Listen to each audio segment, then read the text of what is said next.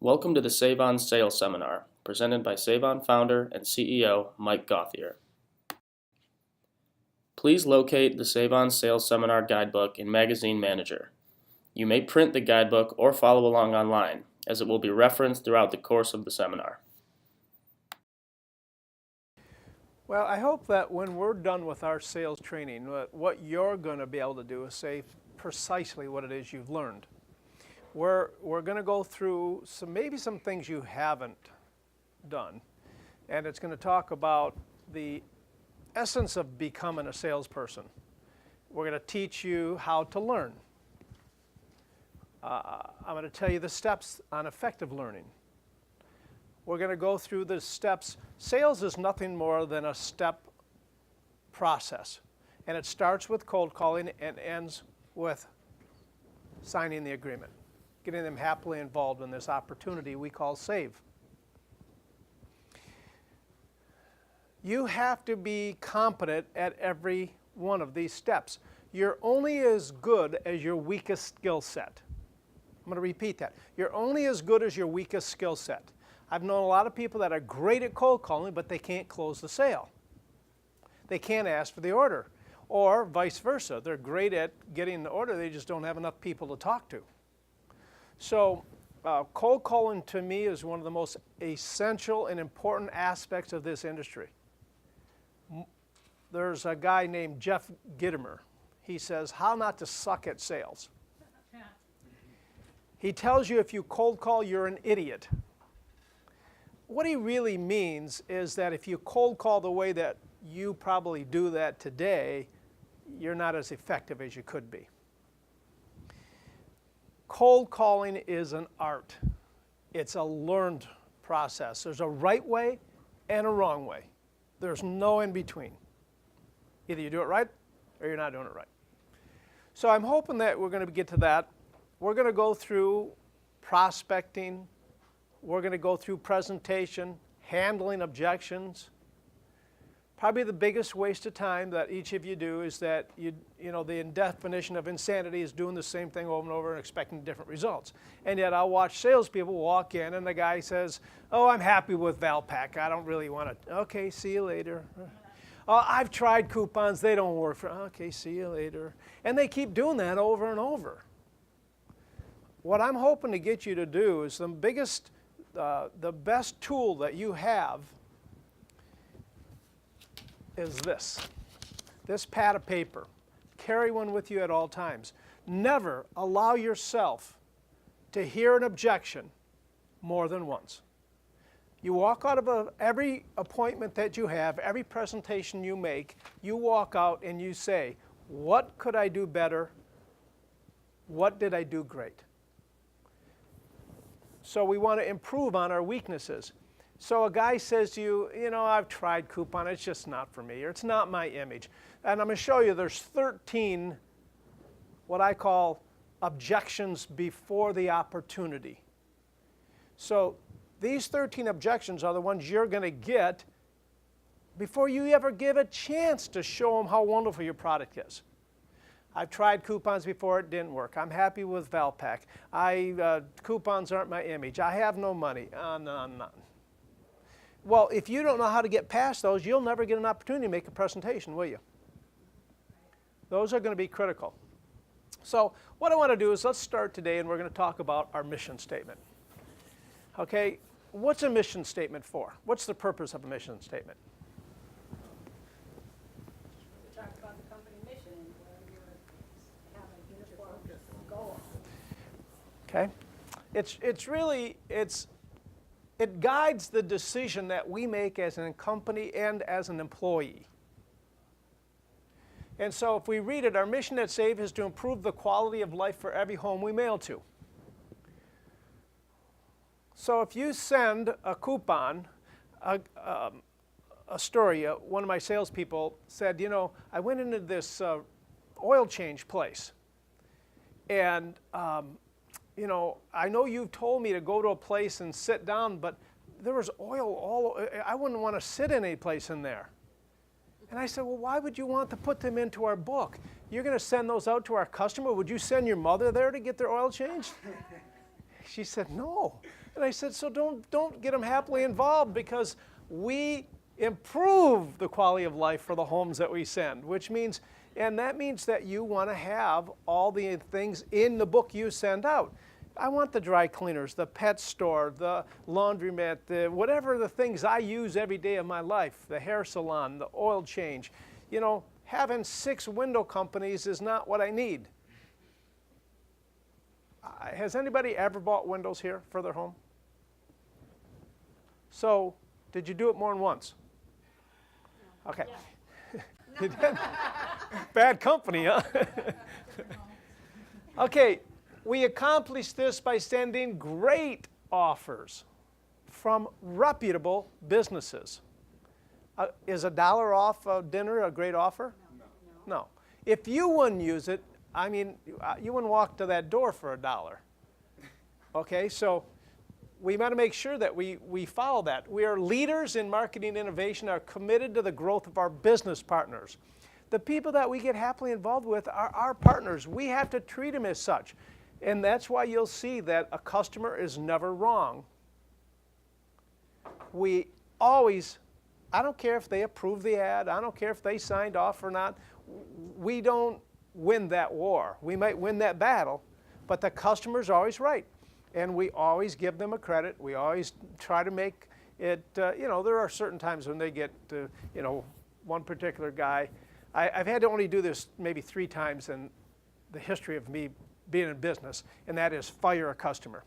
And I actually had a customer here in Chicago that something happened to his ad, and not only did he want me to redo it and remail it at a great deal of expense, it was something that, as a business owner, I would never ask that. You know, this is a partnership. And so I said, I'm really sorry we can't do that, and I guess that you're going to be the 3rd person I'm firing in my history of 32 years. Well, we got together and made it happen, but we want to make sure that we keep our customers happy and that treat them as a business partner. So we'll reach 18 million homes, saving them time and money. Okay? How do we save them time? We provide them with the tools, so if they need somebody that does deck washing, they can find it in our book. They don't have to look someplace. What we're going to do today is we're going to go through introduction, anatomy of a sales consultant, levels of sales competency. I'll let you guys judge where you stand. 5 steps to learning, 6 steps to success, intro to selling, and then prospecting. We're going to try to get through those today. The purpose of this training program is to provide essential knowledge, allowing you to present Save's complete marketing solution. You'll be supplied the proper tools needed to become an effective SaveOn Everything representative. You're expected to learn, understand, and memorize. And when I talk about the different steps of learning, you understand where memorization comes in. By participating in this program, we know that you're going to be equipped to do what is necessary to be great at this business. Sales is the art of helping people make decisions. Pretty clear. This is the important sentence here. This really should be the big one. You make the decision what's best for them and lead them to that decision. That is sales. Now, is there anyone in here that plays cards? Poorly. Anybody else play any cards in here? Anybody play cards anymore? Mike, you do? You play cards?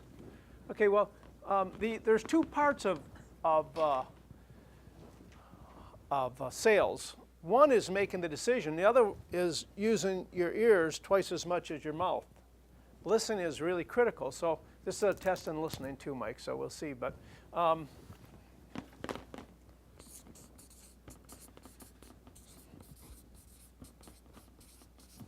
Okay, so as I said, I make a decision that's best for you, and I'm going to lead you to that decision. That's all that sales is.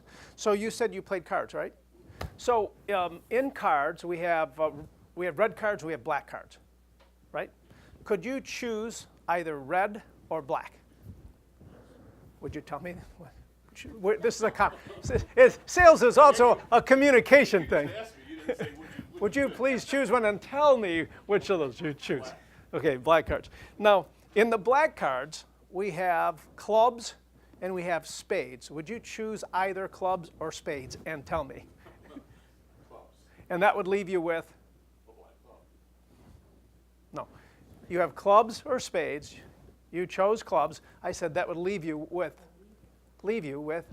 spades. Good, good. We're doing well here.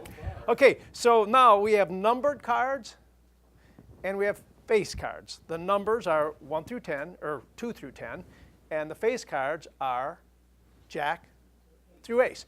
Could you choose either face or number? And that would leave you with? Face cards. No. So in the face cards, we have spades. We have, let's say, a Jack and a Queen over here, and we have a King and an Ace over here. Will you pick either Jack Queen or King Ace? Jack or Queen? You're picking Jack or Queen, right? Okay. So we have a Jack of Spades and a Queen of Spades. Would you pick one of those? Jack of Spades or Queen of Spades? Jack of Spades. Jack of Spades. Now, you're not telepathic. You didn't read my mind or anything, did you? Because that's what I had. Jack of Spades. How did you get there? How did you do that? You must have done it. You must have led me to that path. That's sales, people. Sales is making the decision that the Jack of Spades is best for Mike, and then I'm going to lead him to that decision through a series of questions so that we both come to the same conclusion. Now, this decision can only be made if I know what's best for him. And the only way I know that's best for him is I have to ask him some questions. That's called qualification. To me, the most important part of the presentation is qualification. Because before I can move on and lead him down this path, I have to know what's good for him. Now, if I go into our program and I show him this beautiful big full page and how everything is great and he should, these zones, he could do 200,000 homes and his budget is $250, what's happened? I got him excited about something he can't buy. That'd be like trying to get him excited about a Porsche and his budget's $250 a month for a lease. We're going to be in trouble, aren't we? Neither of us are going to be happy about that, are we? So, if I can get you to do, this sentence really is huge. There's two things in this. It says, you make the decision that's best for the customer and lead them to that decision through questions.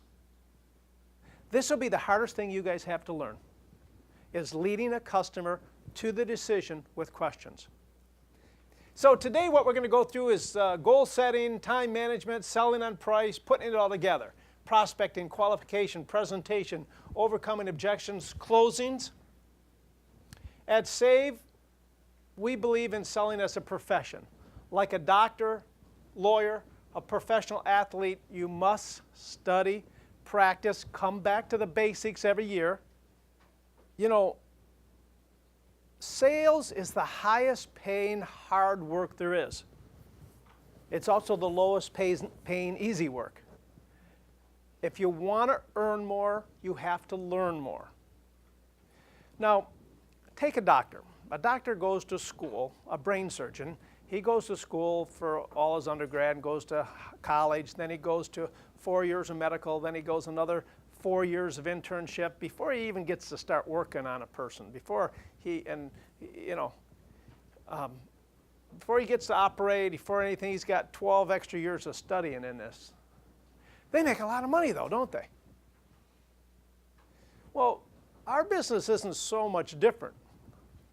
The only difference is that, You know, we wake up one day, we get out of college, and we say, okay, what am I going to do now? I look in the newspaper, and I find a lot of ads for salespeople, and I said, I'm going to be a salesperson. I go there, and I'm pretty persuasive, and the guy hires me.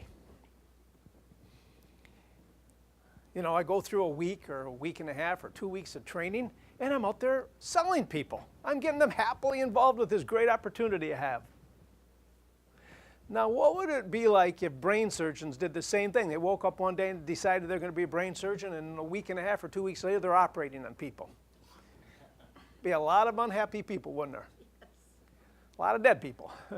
Well, fortunately, we don't kill people. Although, the reason that we're so disliked is because we waste people's time, because we're incompetent. We don't know what we're doing. We don't do the things that we should to help them grow their business. We waste that person's time. We allow them to do things that are not right, like try it once. We're afraid to walk away. We don't have the competency to be great. The highest paying salespeople in the world are the highest paid people in an organization. Only the CEO maybe makes more money than the salespeople in an organization. Why is that? They're so hard to find. Great salespeople are so difficult. Dare to be great. Dare to go past this introduction.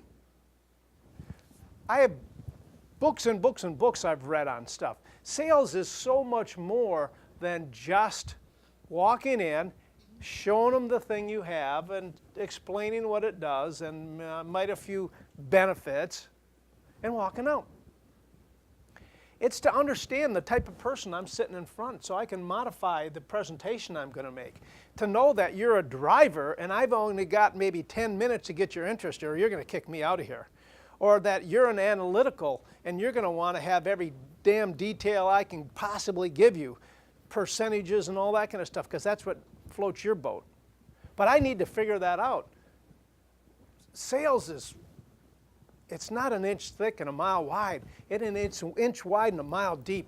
You have to learn so much about this business.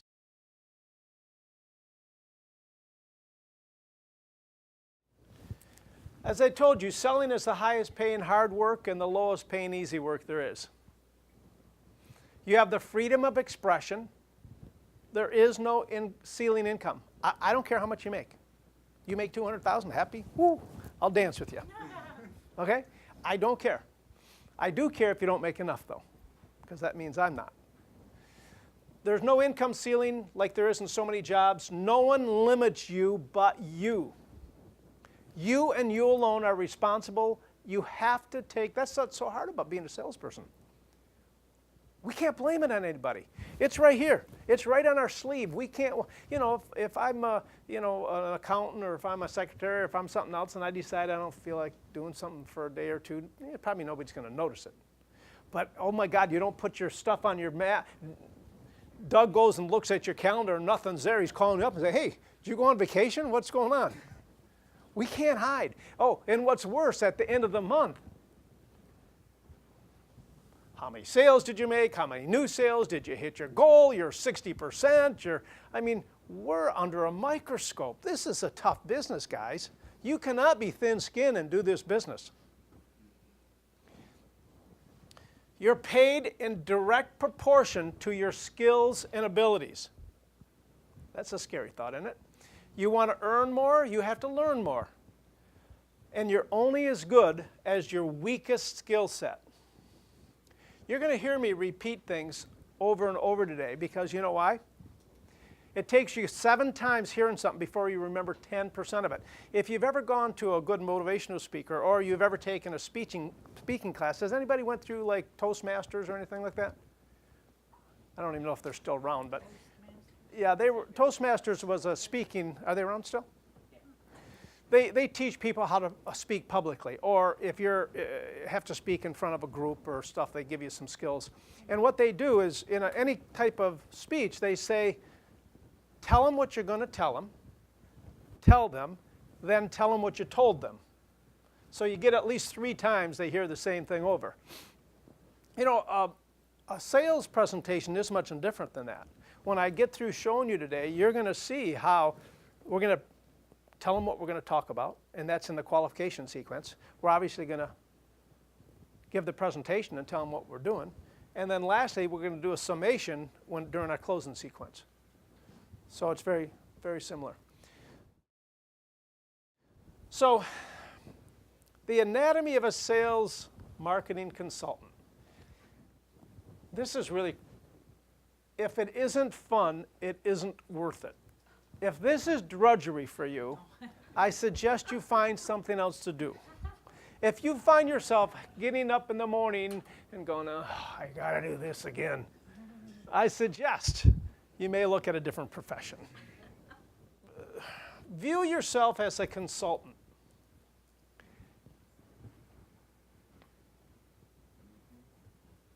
You can only view yourself as a consultant if you believe you are. If you believe you have enough knowledge to help consult this person. Are you an expert in this industry? If you're not, become one. And that's what I'm saying. You don't, no one, this has never happened. No one has ever been born, comes out of the mother's womb, the doctor picks up, slaps him on the butt, and says, now there's a salesperson. That doesn't happen. We don't get and sleep and put a book under our head, and at night, through osmosis, we learn to be a salesperson. That doesn't happen. It's just like a brain surgeon, guys. You want to make a lot of money. You can make $200,000 here. You can make whatever you want. It's up to you. I've gotten back into doing some sales for this new product that we're doing in Detroit. And the salespeople were, all this. And so I said, okay, I'll go do it myself. And I'll sell the whole thing out. I could go any place in the world and get paid a lot of money to be a salesperson because I know how. All you have to do is give me the vernacular, tell me what we're selling, give me a little training of what the product is, and I'll sell it. Anyway, but see yourself worthy. What are you worth? What commission are you willing to get? If you sell at lower prices, you make less. Does anybody not understand that if you sell $50,000 and you get paid 10%, that if you get paid 15% of that, you make more money? Does anybody not get that concept? Okay, good. That's a first good step, Doug. We're doing well here. I'm too valuable. I'm not going to let you talk me down so I make less money. I'm sorry. Our product is worth it, every cent of it. The problem with this industry is so many of the people that are in the industry getting people happily involved with their product are order takers. And all they want to do is give it away at the lowest price and get the hell out of there. I was on a radio talk show about last year. It was our 30th anniversary. Somebody says, well, how has your industry changed? I said, well, 30 years ago, I used to sell a third of a page ad, one-sided, in two color, black and red, black and green, depends on black and orange, for 3.5 cents a home. My postage was 3.4 cents a home. Today, I get less than a penny a home for the same size ad in full color, and my postage is 18 cents a home. So my sales price has gone down 300%. My costs have gone up 600%. It's a great industry. And you know why it's gone down? Because everybody that's got into this industry gives it away. And they go out of business. I've watched hundreds and hundreds of companies come in and leave. It doesn't take much to get in this business. I go find a printer and I find a person doing artwork, and I used to work for Save, and I went out, and now I'm out getting you happily involved, and I can do it for only $100. Well, it's easy to get in this business. It's really tough to stay in it, because when the postage checks that have to be paid up front and the printers that have to be paid up front, and by the time you got three things that make up 90% of your cost: people, postage, and printing. Don't give it away. The value is there. You know, service them. Give them the service. But if you learn a lot, you're worth more. Be a solution provider. That's why they hate us. We don't provide any solutions to them. All we do is we go out there and we try to get them to, hey, you should buy this. Buy that. This is good for you. Okay? Why? Why is it good for them? Maybe that's not the best thing for them. Learn, this is going to be your toughest thing. Learn to replace statements with questions. If you say it, it's not true. If they say it, it's true. They believe what they say. Don't you agree? I just did it, didn't I? Right. I'll teach you how to tie down a statement if you have to make a statement, but I'll also get you to change on handling an objection through questioning. So a person that says to you, I tried direct mail and it doesn't work. Well, you know, what did you do? Julie would say, well, you know, if you do mine, it will work though. Right, Julie? You know it. So instead of arguing with them, they say, well, you know, you probably didn't do it right, or you question them. What was your offer? Oh, when did you, oh, well, that was the wrong time of the year. Oh, that's probably, you know, the offer wasn't very good. And you start going through that, you're going to be in trouble. Instead, you do it through questions. And you say things like, you know, Nancy, would you just mentally pretend with me that you said you did direct mail and it didn't work? So mentally pretend that you went out and you bought a pair of shoes. And they're on sale, which is always nice. And you took those shoes home and you wore them that night and the heel fell off and the side split open on the side. So you got in your car, you went back to that store the next day, you said to the person, listen, I just bought these shoes yesterday and the heel fell off and the whole toe split open. I want them back. And the guy says to you, I'm sorry, there's no return on sales merchandise.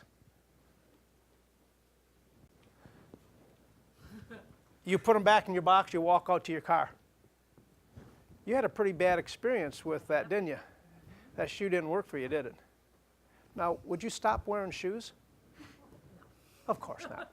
And that's just because direct mail didn't work, didn't mean that it is an effective marketing program for you.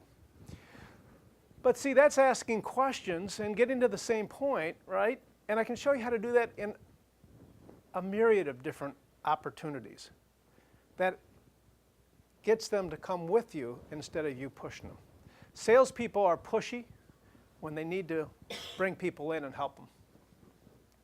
So you're going to learn how to replace statements with questions.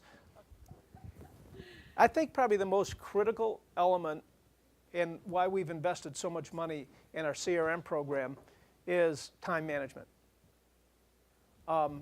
Being a strategic thinker, don't let it, I say be on purpose with your life. You know, if you're not prepared when I walk into this place of business, it's tough for me to make a great presentation. If I have to know what their industry is. If I don't know, we've invested in stuff like industry profile reports. Does anybody use them? No.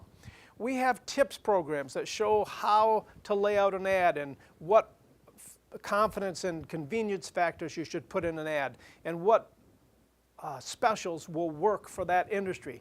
Does anybody use them? No. And I don't understand it. We have these forms that expectation sheets that are so critical, I believe, and yet does anybody use them? No. And yet there's pretty successful people in this industry and in our company, but they could be so much more. Plan every day exactly what you're going to do. If I have an appointment, know that I'm going to go and cold call next to them. I'm going to go in so I was with Susan and I can say, you know, I was just next door to Susan. She's really excited how we've helped our business. I know I don't have an appointment right now. I know your time's very valuable. What I'd like to do is set up a time that would be more convenient for us both. But I'm going to plan that day. So I know that Susan's going to take from 1 to 2, and from 2 to 3:30, I'm cold calling. And I allot the time for me to do that. Allotting time for your organization is critical. putting your stuff in the contact management. Every day as a salesperson, you're going to see 5 to 10 people. Every one of those people are going to say something different to you. At the end of the week, you're going to see up to 100 people that told you 100 different things. Well, you may be smarter than me, but I can't remember that. In fact, I'm to the point where if I forget to put it into my contact management, I forget it. If I don't have my appointment in there and I forgot to put it in there, I won't remember it. You know why? I don't want to. I don't want to remember. I want to clear this brain to think of more important things. I don't want to remember that she said to call her back on next Thursday because she's leaving on vacation and I need to get her artwork in. Plan every day, the night before. Use your CRM. Use your tips programs. Use your online search engines to know what you're doing when you go into. Become an expert. After doing this for 30 years, I can say I'm a pseudo-expert in just about every industry. I can talk most of their languages. I know the vernacular that they're going to think that I know what I'm talking about when I walk in there. You don't have 30 years to determine that, though. You know, do it a little faster than me. Doctor of selling. I went through this already. You know, there's a point down here, right down here. You spend enough time in your car every year to get a 4-year college degree. Don't use that as a vacant space. Listen to tapes or CDs. Sorry. Old. I said Memorex this morning to Mike, and he goes, Memorex? Haven't heard that in a long time. Take time to, you know, there's thousands of great learning CDs out there that you can listen to in your car as you drive around from one place to another. Not only that, it's motivational, keeps you hopping. Examination, we're going to talk a lot about qualification because I believe it is the most important aspect to the sales cycle, the closing. Diagnosis, you have to have knowledge of all of our competitors' programs, of course, all of ours. You have to have knowledge of the industry. You have to be able to offer the solution. You have to make the decision. You have to be able to. Now, if it would have been a woman, this would have been the Queen of Hearts. After doing it for enough time, I know that men usually gravitate to spades and women usually gravitate to, of course, I had to move him around a little bit, but he got there eventually.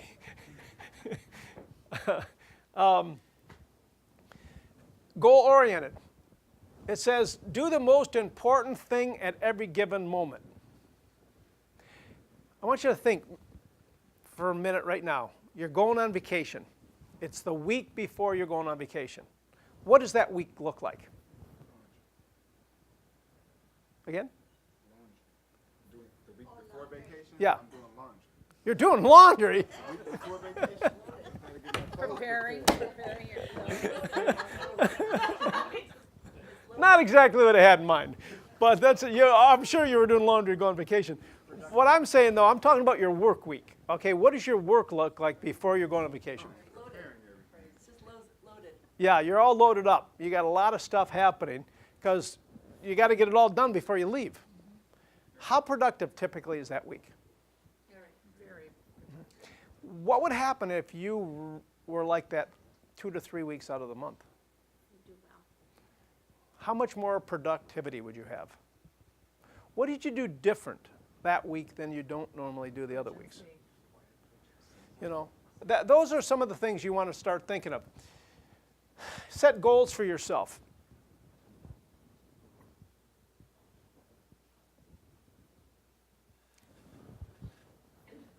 You know, setting goals is an important element because you have to aspire to get to someplace. If you don't know where you're going, any road will get you there. If you and I both decided we're going to California, okay, and I went online and Googled the roads to get there, and you decided you're going to just head west. On any road went west, you're going to go until it dead ends, and then you're going to find the next one to go west. We're both going to get there eventually, right? I'm going to get there a lot faster because I took time to plan. You know, failing to plan is planning to fail, right? So take time to decide what it is you want to get to. One of in this, we're going to go through and we're going to give you some tools to do some goal setting. My first life in college, when I was going to school, I was selling a program called SMI, Success Motivation Institute program, and it was a personal development goal setting program. And it taught you how to set goals in 6 areas of your life so that you're a wheel, so that it doesn't do you any good to have all the money in the world if your health is bad, or if you have no family, or your social life, or your spiritual life, or your... So it did all 6 areas: financial, spiritual, social, mental, family, and fitness. So, you know, you set goals in all of those areas.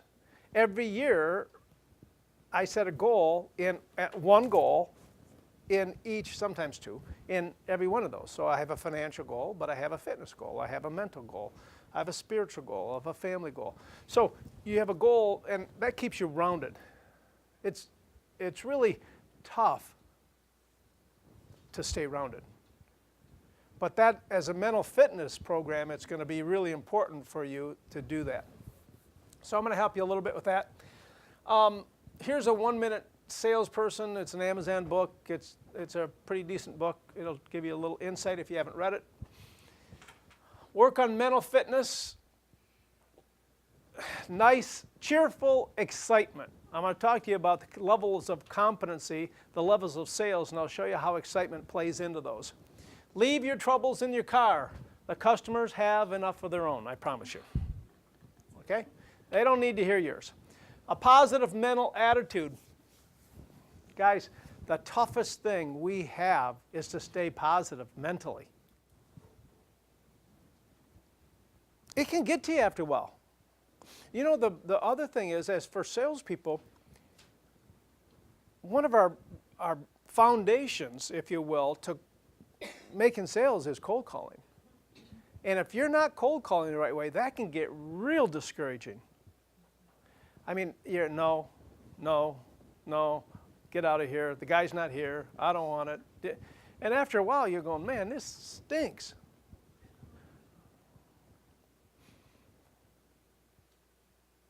Education will help that, because as you become more successful, this gets a lot more fun. I'm going to give you some steps about rejections too. It's the mental side of it, how to stay positive while getting rejection, okay? We're going to do that. And then the last thing is be a good listener. Listen in direct proportion to your mouth and your ears. You listen twice as much as you talk. Be an empathetic listener. Can anybody tell me the difference between sympathy and empathy? Empathy, you've gone through what they've gone through. Okay, sympathy. As you feel sorry for them. We have to be empathetic, not sympathetic. You know, you hear a lot of stories. Oh, you know, my CFO took he ran off with $100,000. I got to close my business. You know, you're going to hear all sorts of stories. You know, empathy means you understand why they're crying. You understand their circumstances. Sympathy means you're crying with them. Dude, we don't cry with them. We understand it, though. And when I say be empathetic, listen to their story. Try to see if it makes sense to you, because if somebody says, I don't have any money,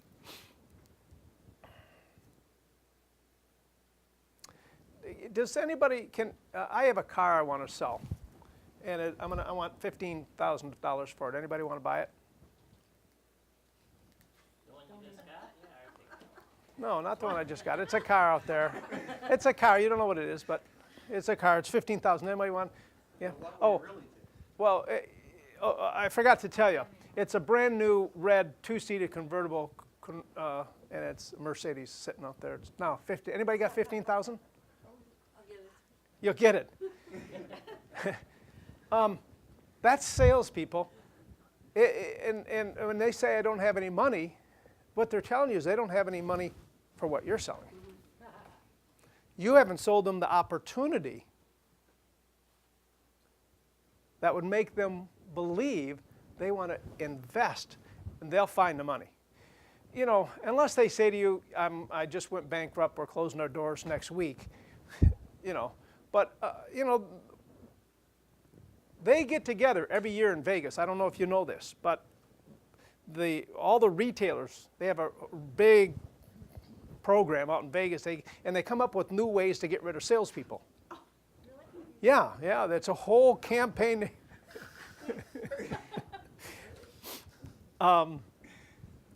You know, these are just put-off tactics. These are just to get rid of you. They found that they can say, I've tried it before, it doesn't work. They found that I don't have any money. They found that you're going to put your tail between your legs and walk out the door. And they get rid of 99 out of 100 people like that. It works. Are you going to be the one? Levels of sales competency. I'm going to explain them to you, and then you tell me where you think you are. Your goal is to become the bottom, unconscious competent. This is where you don't have to think about handling objections. This is where you don't have to pause, where you don't, it's a reflex. It's sort of like a prize fighter. Back in the day, because I don't know fighting, but Muhammad Ali. Let's say Muhammad Ali and I were going to get in the ring, which would never happen. But we're going to fight, okay? He's going to throw a punch at me, and my brain says, okay, oh, too late. Hit me. Conversely, I'm going to throw a punch at him. His brain is going to automatically say, okay, put your arm up and block that punch, and he does. Now, it took him a lot of punches in the head and the body and every place else to get to that place. But he's the unconscious competent. Well, you start out with an unconscious incompetent. In this situation, you don't know what the hell you're doing. You don't really care. All you know is you got a new job and you're excited as heck to go out there, and you actually may have some success because you're excited. Oh, and then you start getting into the second phase, the conscious incompetent. Now you don't know what you don't know what you're doing. You've had a lot of people say to you, they said, get out of here, I really don't want to do it. And you know, a lot of people sort of stay in there, that conscious incompetency stage.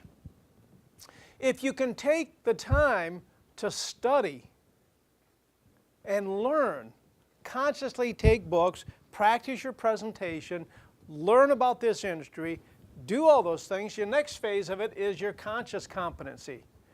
Okay? Now, you know what you're doing. You have some ability to present and do all these things. You feel really good about it. Somebody gives you an objection. You know how to handle it, but you sort of got to think through it, and I'm going to teach you how to do that until you can get to the last phase. I'll teach you how to get that pause moment to handle an objection, to let your brain, you know, think a little bit, process to get there. I'll show you that in handling an objection, there's actually a process to it that allows that to happen. But the last is the unconscious competency that it's reflex. It's also, I say the same thing the same way. When I make a presentation or I say my 30-second commercial the same way every single time. When I do a cold call, I know I don't have an appointment right now. I know your time is very valuable. What I'd like to do is set a time that's more convenient for us both. I'll say that like that every single time. I don't have to think about it. That's what it is. But that takes work. You just don't come up with that. You have to do it over and over and over and over. But I have found that's the best way. And let's just take and dissect. And this is what I hope to teach you guys today, to take you down this path.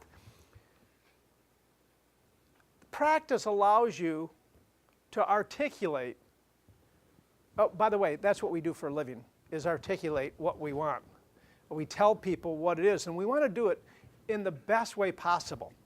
So when I say, I know your time's very valuable, I'm appreciating her time. I know I don't have an appointment right now. I'm acknowledging the fact that I don't have an appointment. What I'd like to do is set up a time more convenient for us both. So I want her to also know that my time's valuable. I don't have a time, I'm not going to do it right now. And if she says to me, well, can you do it right now? I'm going to say I would love to. I'm really excited, and I know that Susan had asked me to stop in. But, because I don't want to do it. I haven't planned, I don't have anything ready for her. Now, if she were to say to me, oh, you're from Save? Oh, I've been wanting to get in there. When can I get in? What's the next issue? I might make an exception. Yeah. All right, so total reflex, that's where you want to strive to be.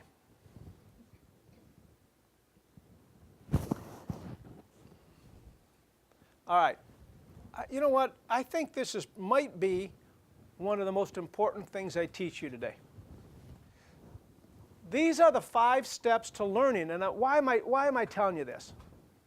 Ron, why do I want you to know this? Well, what I see written there is strictly how you get through it. Okay, and the impact of what the customer's going to receive from you. This is learning for today. Okay. The reason I'm telling you this is because I'm going to teach you something today, hopefully. And if you're not going to learn it unless you go through these steps. Right now, I'm giving you the impact. I'm saying it to you. All right? If it lays there, when you go to I know everybody's here has gone to a professional motivational speaker. And you come out of there and you're charged, and I'm gonna rule the world. I'm ready. I'm gonna go out and I'm gonna sell $8 million this week. And every day as you go by, it gets a little less, and by the end of the week, you've forgotten every damn thing they said. Because you never took it past impact. A good motivational speaker will get you to remember 10% of what they said. I listen to tapes, and I'll listen to them a dozen times, the same one. Every time I do, I hear another piece. I've got my whole management team listening to The Secret, Law of Attraction. And I ask them to report to me weekly what it is they learned this week. They sort of sloughed off over the holidays. I'll have to get back on them. So. The second part of that is repetition. You have to hear stuff 6 times before you even start to bring it inside you, to remember it. Utilization. Once we know and understand, we have to go out and utilize it. So you're going to learn a new technique, how to handle an objection. Like the put the shoe on the other foot that I just did about, just because you had a bad experience with that pair of shoes, you wouldn't stop wearing shoes, would you? You'll have to remember some of this stuff. And so you'll hear it, and then you'll repeat it, and then you'll go out in the field and use it. But you won't quite say it the same way every time. You won't quite get the essence of it. Your 30-second commercial won't quite have all the elements of the pieces that are really crucial. I'm confident that together we'll come up with at least one program that'll help you grow your business. You'll forget the together part, and you'll say, I know that we can come up with one thing that'll help you grow your business. It's not quite right, but it's the essence of it. But once you internalize it, meaning memorization, utilization over and over and over, after a while, that gets you to become that unconscious competence. I don't have to think about it anymore. It's so ingrained in what I do. And then the last thing is reinforcement. I hadn't been out in the field that much, and so I started doing the presentations and going out, say, for the home. And, it came back to me very quickly, but there were so many things after the first one. Oh, yeah, I forgot to do that. And the second one, and I started remembering. It's just like a professional athlete. Just because I hit 315 last year doesn't mean I don't have to do batting practice this year, right? Of course not. It's a constant program. So the self-discipline is making yourself do all the things you need to do but don't want to. How many I just heard something, it was 97 or a crazy number of all New Year's resolutions will fail. 97% or something. Why? Oh, I'm all charged up. I'm going to go lose that weight. I'm going to start doing this. I'm going to read a book. I'm going to, whatever it is you have said. I'm going to learn to speak French.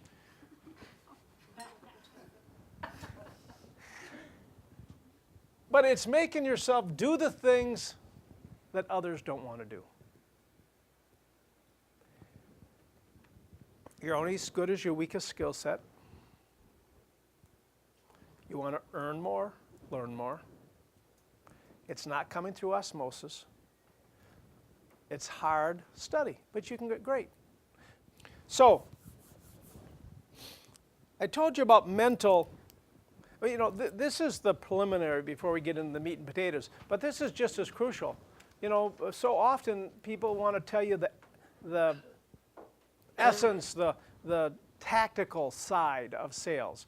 Okay, when they say this, you say this. When you do this, and I think that goal setting, mental fitness, understanding what we're doing, how to learn, how to keep my motivation up is just as critical. Because if you're not happy doing this, if you're not excited about it, you're not going to do it well. So, you know, this is a positive mental attitude is really crucial. So, you know, these are some things that I've picked up from different places. By the way, anybody ever listen to Tom Hopkins? The Art of Selling Anything. I would recommend that strongly. You'll find a lot of, he was sort of my mentor as I grew up.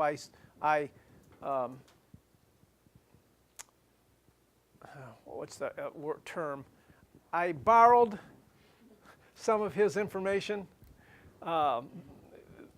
because I really liked it. And this is a culmination of me, myself, and doing this, and also people like Tom Hopkins. So Zig Ziglar and all the guys that we used to go to.